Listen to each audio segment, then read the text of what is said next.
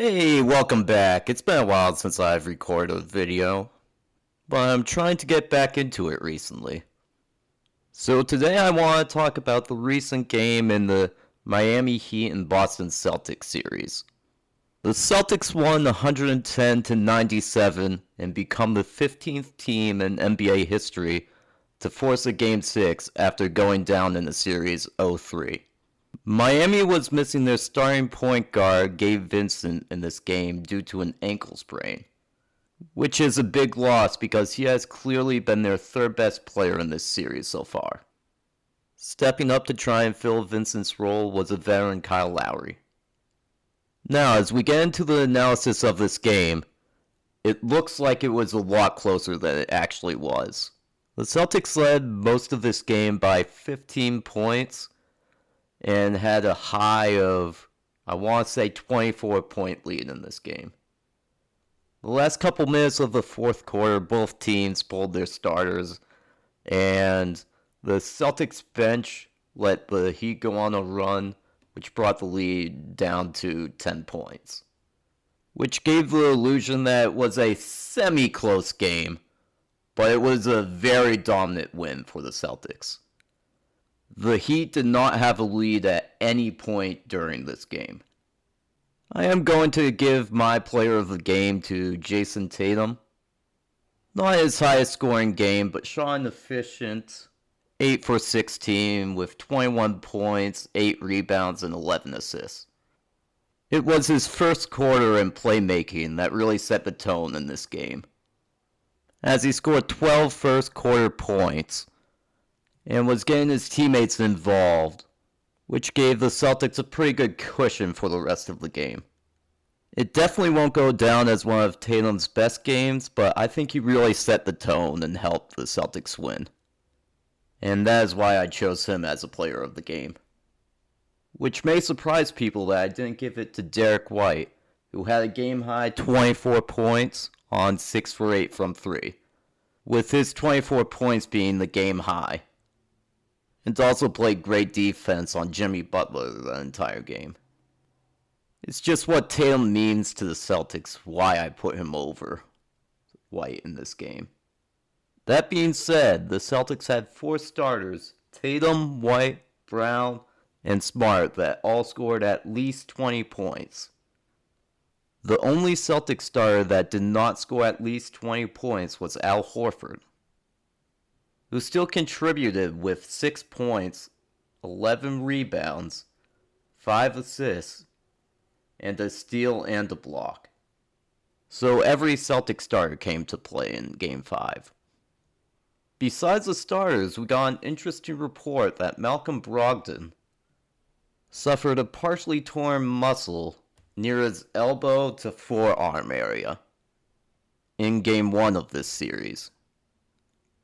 And the Celtics have been slowly using him less and less each game this series, which led to him leaving this game early due to forearm soreness after only playing 8 minutes, which could be a big loss for the Celtics, losing the 6th man of the year.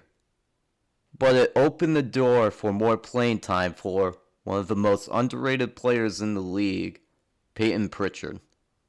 Pritchard did not do too much in the 5 minutes he played this game, but I honestly think that Pritchard would be a contributing role player on any team besides the Celtics. And if Brogdon is out, then Pritchard will get the chance to show it. Now, both teams did shoot the same field goal percentage, but due to Boston's aggressive, intense defense, they were able to turn Miami over 16 times. This is very uncharacteristic for this Miami team, as they have struggled with turnovers the past 2 games. What also helped the Celtics was their offensive rebounding in this game. Even though the overall rebounding were pretty close, as the Celtics only out-rebounded the Heat by 1, the Celtics ended up with 12 offensive rebounds. Well, the Heat themselves did end up with 10 offensive rebounds. It just felt like the Celtics' 12 were way more impactful. Now on to what happened with Miami.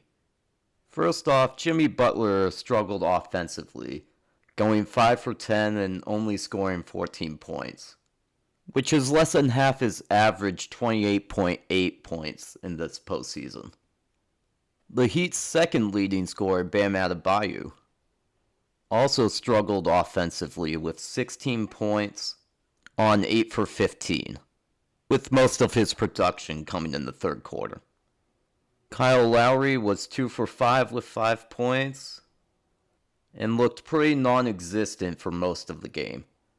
The leading scorer for the Heat, Duncan Robinson, with 18 points off the bench, but he was also dealing with foul trouble for the whole game. The only Heat player that I would say had a good game was Hayward Highsmith. Whether Gabe Vincent plays game 6 or not, Eric Spoelstra will probably find some more minutes for Highsmith. Now, this is the way the Celtics will need to win going forward. Letting their high defensive intensity flow into their offense, and not the other way around like they have been playing for most of this postseason. They need to let Tatum be a playmaker more, especially in close fourth quarters, like what the Miami Heat were doing in Game 1 and 2 with Jimmy Butler.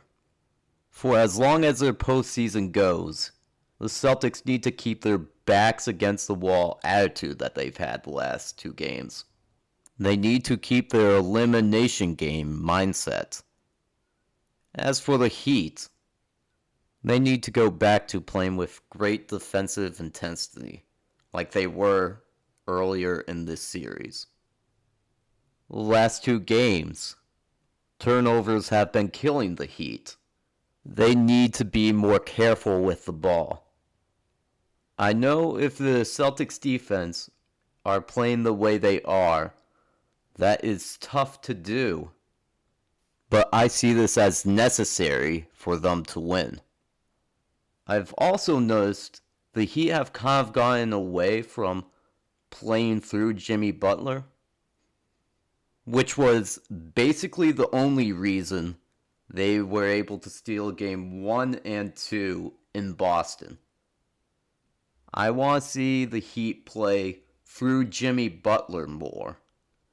And I think this loss puts the Heat in an interesting position this postseason. They weren't supposed to beat Milwaukee. I don't know how it was viewed nationally, but I thought the Knicks were going to beat Miami. And they were heavy underdogs heading into the Celtics series. They have been playing with house money this postseason. Even though this was an Eastern Conference Finals team last year, no one expected them to make it this far again. But with this loss, it puts pressure on the Heat for probably the first time this postseason, where people are questioning if they can close out the series. And with what has been happening the last couple games, Miami has been losing the momentum, and Boston has been gaining it. In my opinion, Miami needs to close this series out in Miami in Game 6. But if Boston comes out and wins, and they're playing like the way they have been, then they are the best team in the league when they play like this. If this series goes back to Boston for Game 7, I do not see this team losing Game 7 at home. So we might be on the verge of witnessing history here. The Celtics have a very good chance of being the first NBA team to come back from a 3-0 deficit. But that's just my thoughts on this game and the rest of the series. Let me know what you think.